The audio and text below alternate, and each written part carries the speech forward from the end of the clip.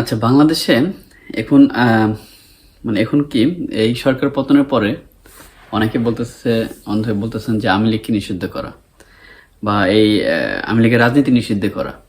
তো আসলে একটি রাজনীতি দলকে নিষিদ্ধ করলেই কি সেই দলের আসলে মৃত্যু ঘটে বা সেই দলকে কবর দেওয়া হয়? বা একটি রাজনৈতিক দলকে নিষিদ্ধ করা মানে কিন্তু সেই তাদের মতাদর্শকে নিষিদ্ধ করা না, কারণ একটা রাজনৈতিক দলের একটা মতাদর্শ থাকে।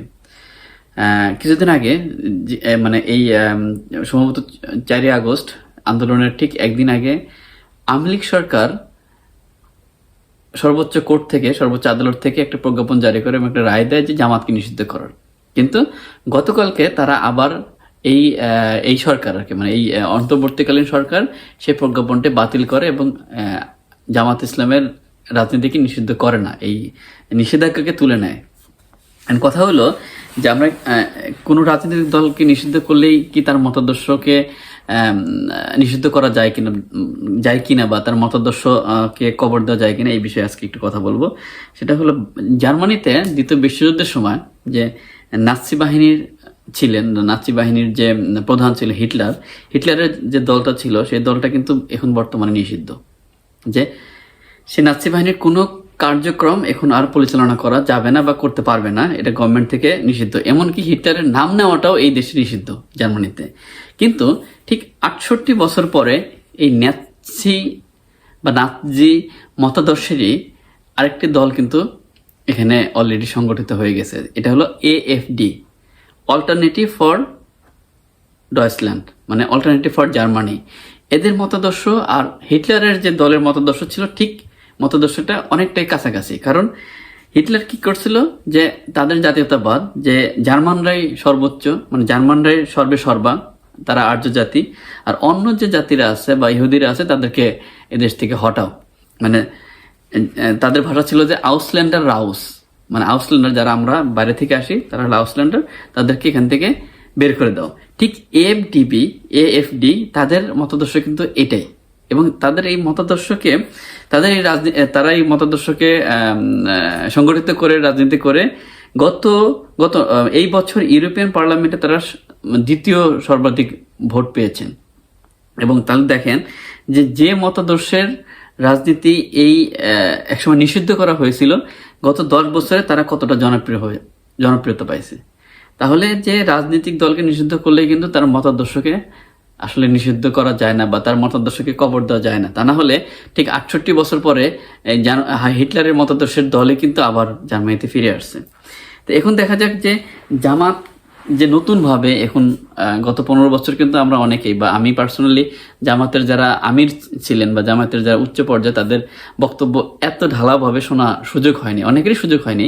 কারণ এখন মিডিয়াতে জামাতের আমির ডাক্তার শফিকুর রহমান ডাক্তার সাহেব যেভাবে কথা বলতেছেন বা যেভাবে প্রতিদিনই দেখা যায় তাকে মিডিয়াতে কথা বলতে বা তার কথাগুলো আমরা শুনি, এভাবে কিন্তু গত কয়েক বছরে জামাতের কাউকে এভাবে কথা বলতে দেখা যায়নি। কারণ আওয়ামী লীগ সরকার তাদেরকে কথা বলতে দেয়নি। ডাক্তার সাহেবের বেশ কিছু কথা যদি আমি তুলে ধরি, যে আমার কাছে মনে হয়েছে উনি বেশ নরম মনের, বা ওনার মধ্যে উগ্র মনোভাবটা নাই, যেটা জামাতের মানে এর আগে যে যারা নেতাকর্মী ছিলেন, যাদেরকে আওয়ামী লীগ সরকার ফাঁসি দেওয়া হয়েছে, ফাঁসি দিচ্ছে বা বিভিন্ন মেরে ফেলা হয়েছে, তাদের মধ্যে যে উগ্রতার একটা আঁচ লক্ষ্য করা যাইতো, আমার মনে হয় এই ডাক্তার সাহেবের মধ্যে সেই উগ্রতা আমি লক্ষ্য করি নাই। উনি গতকালকে একটা মিটিংয়ে বলতেছিলেন যে আমাদের উপর যারা জুলুম করছে বা আমাদের উপর যে জুলুম হয়েছে, আমরা তাদেরকে ক্ষমা করে দেব এবং তাদেরকে ক্ষমাসুলভ দৃষ্টিতে দেখব। এবং উনি যদি ক্ষমতায় যায়ও, মানে ওনারা অবশ্যই আগামীতে সরকার গঠন করার চেষ্টা করবে, নির্বাচন করবে, তাহলে তাদের উপরে যে লীগ সরকারের যে জুলুম অত্যাচার, এটা তারা মনে রাখবে না এবং তারা চেষ্টা করবে এই হিংসার রাজনীতি থেকে। এবং উনি খুব সুন্দর করে একটা কথা বলছেন যে আমরা হিংসার রাজনীতি চাই না, হিংসার রাজনীতির পতন চাই, এবং আমরা যদি ক্ষমতায় যাই বা নির্বাচন করি, আমরা তাদের মতো কোনো কাজ করব না যারা যে সরকার গত 15 বছর আমাদেরকে জুলুম বা অত্যাচার করছে। মানে তারা টোটালি পজিটিভ একটা ধারণা নিয়ে আগামীতে অগ্রসর হওয়ার চেষ্টা করতেছে। আমির সাহেবের কাছে আমার একটা প্রশ্ন, যে গত মানে এই জামাতে ইসলাম ৭১-এ যে কাজগুলো করেছিল আমাদের সাথে, মানে বাংলাদেশের মানুষের সাথে যে অন্যায় অত্যাচার, যে জুলুম, যে মা বোনদের সাথে বা এবং পুরো বাঙালি জাতির সাথে যে একটা একটা বিট্রে করার মতো কাজ যেটা জামাত ইসলামে করেছিল, এর জন্য কি জামাত ইসলামকে বাংলাদেশের মানুষ ক্ষমা করেছে? এটা একটা প্রশ্ন। এবং আরেকটা বিষয় কিন্তু এখানে এসে যায় যে এই যে মুগ্ধ বা সাইদ এখানে যে মারা গেল বা মারা যাচ্ছে, তাদেরকে কিন্তু তাদের হত্যাকারীকে কি আমরা ক্ষমা করতে পারবো? আমাদের এই প্রজন্ম তাদের হত্যাকারীকে, হাসিনা সরকার বা হাসিনা বা শেখ হাসিনা ছিলেন, ওনাকে যদি আমরা ক্ষমা করতে না পারি বা ওনার এই মুগ্ধ এবং সাইদের হত্যাকারী হিসেবে যদি ক্ষমা করতে না পারি, তাহলে ৭১-এ যারা যে হত্যাকাণ্ড চালিয়েছিল, যাদের সহযোগিতায় বুদ্ধিজীবী থেকে শুরু করে সেই 25শে মার্চ থেকে 14 ডিসেম্বর পর্যন্ত এই পাকিস্তানি সামরিক বাহিনীর সাথে সাহায্য করে যারা হত্যা চালিয়েছিল, তাদেরকে আমরা কিভাবে ক্ষমা করব? এটা একটা প্রশ্ন। এখন হয়তোবা আমাদের 30 বছর পরে আজকে যে ছেলেটা জন্মগ্রহণ করতেছে, 30 বছর পরে সে যখন বাংলাদেশের রাজনীতিতে ভোট দেবে, সে হয়তোবা আওয়ামী লীগের অন্য কাউকে, তখন হয়তোবা শেখ হাসিনা বেঁচে থাকবে না, কিন্তু আওয়ামী লীগের রাজনীতি আবার ফিরে আসবে, তাকে ভোট দিতে পারে। কিন্তু সে কিন্তু এই মুগ্ধ বা সাইদের ঘটনা জানবে না যে তাদের হত্যাকারী ছিল এই আওয়ামী লীগ। ঠিক তেমনি ৭১-এর যে অত্যাচার বা ৭১-এ যে মানবাধিকার লঙ্ঘন করেছিল আমাদের দেশদ্রোহী যারা ছিল, যাদেরকে আমরা রাজাকার বলি, সেই তাদেরই একটা দল কিন্তু জামাত ইসলাম এখন মাঠে আসতেছে বা মাঠে অলরেডি তাদের কার্যক্রম খুব ব্যাপকভাবে চলমান। ডাক্তার শফিকুর রহমান সাহেব আরেকটা কথা বলছে যে আমরা নতুন যারা কাজ করতেছি তাদের মাঝে যেন একটা ইউনিটি থাকে এবং 50 বছরের পুরনো রাজনীতিগুলো যেন আমরা ভুলে যাই। আমাদের নতুন রাজনীতি হবে সকলকে নিয়ে, আমরা পরামর্শ চাই, সমালোচনা চাই এবং সাহায্য চাই। এটা একটা খুব ইম্পর্টেন্ট জিনিস যে সমালোচনা থাকবেই। গত সরকার কিন্তু কোনো মতাদর্শকে প্রাধান্য দেননি, সকল মতাদর্শকে উনি ধামাচাপা দিয়ে দিচ্ছেন তার পুলিশ বাহিনী দিয়ে বা তার অন্য যে বাহিনীগুলো আছে, যে আপনি কোনো কিছু বলতে পারবেন না তার বিরুদ্ধে। কিন্তু এবার মানে জামাতের আমির বলতেছেন যে আমরা সমালোচনা চাই বা আমরা পরামর্শ চাই। উনি খুব সুন্দর একটা কথা বলছেন যে ধর্মভিত্তিক কাউকে কিছু করতে দেওয়া হবে না, মানে ধর্ম নিয়ে রাজনীতি এই ধরনের কোনো কিছু তারা পছন্দ করে না। এবং উনি খুব সুন্দর একটা কথা বলছেন যে সংখ্যালঘু শব্দটি আমি পছন্দ করি না বা মাইনরিটি শব্দটি আমি পছন্দ করি না।